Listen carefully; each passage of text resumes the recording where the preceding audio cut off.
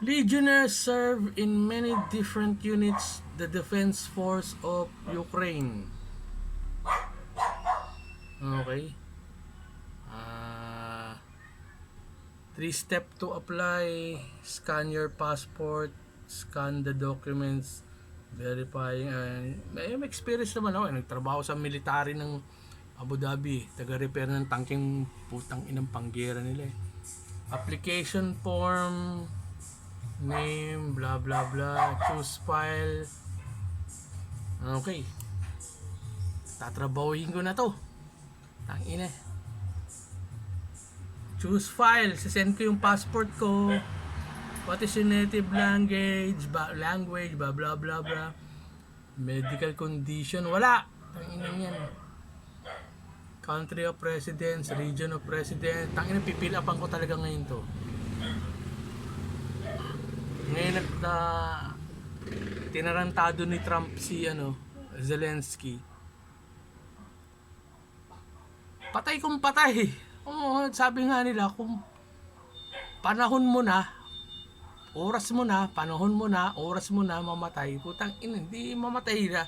Ang problema yun eh. Yan, International Legionnaire. Mapil upan na nga ito.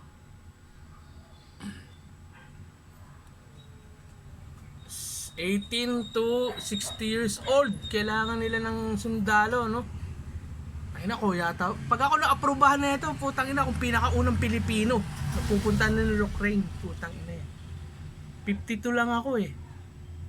Sakto, pwede pa. No crime, wala naman akong criminal record eh. Physical fit. Oh, putang ina. Bala na. Application form. Puta, applyan ko to. Tirahin ko to. Magkano sahod per month? Tangina, $4,800. Magkano yun? 288,000 pesos yun ha. Pwede na yun. Pero naniniwala ako pag oras mo na. Ganun lang yun eh. Pag oras mo na. Puta, may tumawid nga ng kalsada, nasagasaan, patay eh. Pag oras mo na. Ganun lang ang paniniwala ko. Pero ito, siyempre, malaking tansang matsugi ako rito eh.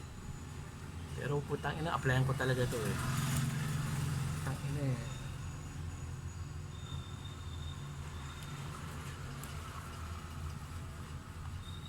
Putang ina.